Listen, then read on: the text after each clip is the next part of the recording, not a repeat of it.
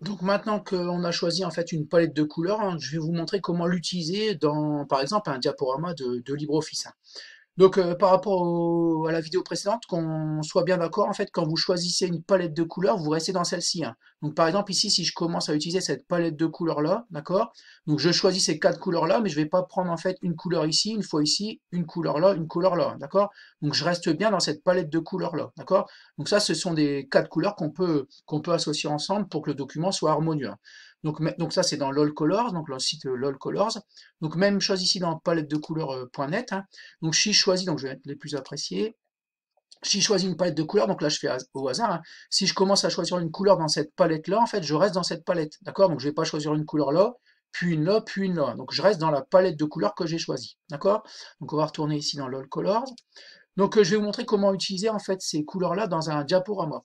Donc vous aurez peut-être remarqué que quand vous laissez votre souris en fait sur une couleur, en fait, il apparaît un code ici à côté. Donc ça c'est le code hexadécimal de la couleur. D'accord? Donc ici le dièse 30A9DE, c'est le code hexadécimal du bleu en fait, du cyan. Ça c'est plutôt du cyan, hein, que vous avez ici. Ici, le code hexadécimal de la couleur moutarde, c'est le hashtag ou dièse EFDC05, d'accord? Donc, etc., etc. Donc, à chaque fois que vous allez choisir une couleur, ici, vous avez un code hexadécimal. Donc ça, c'est un code, c'est ce qu'on appelle un code hexadécimal. C'est un code qu'on va utiliser pour insérer la bonne couleur, en fait, pour choisir la bonne couleur dans LibreOffice, le Impress ou Diaporama.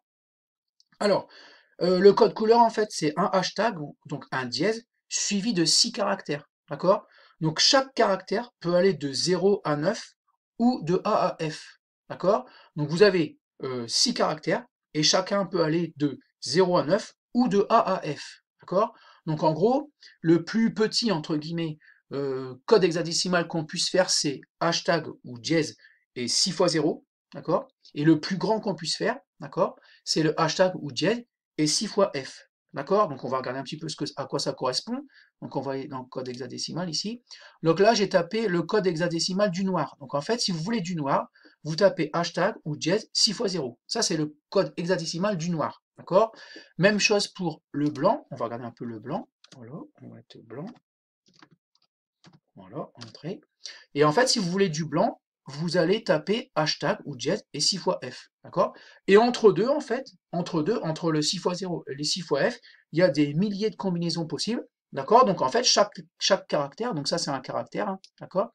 Chaque caractère peut aller de 0 à 9 ou de A à F. D'accord? Vous mettez n'importe quoi entre 0,9 et A à F. Donc ça, c'est quand vous voulez choisir une couleur au hasard. Hein, d'accord?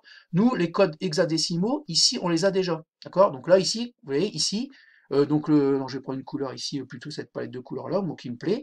Donc en fait, l'espèce de beige qu'il y a ici, hein, en fait, c'est le code hexadécimal, donc hashtag FFBF66. D'accord? Donc chaque caractère entre 0,9 et de A à F. D'accord? Donc voilà pour les codes hexadécimaux, et je vais vous montrer comment on les utilise dans la vidéo suivante dans le diaporama LibreOffice Impress.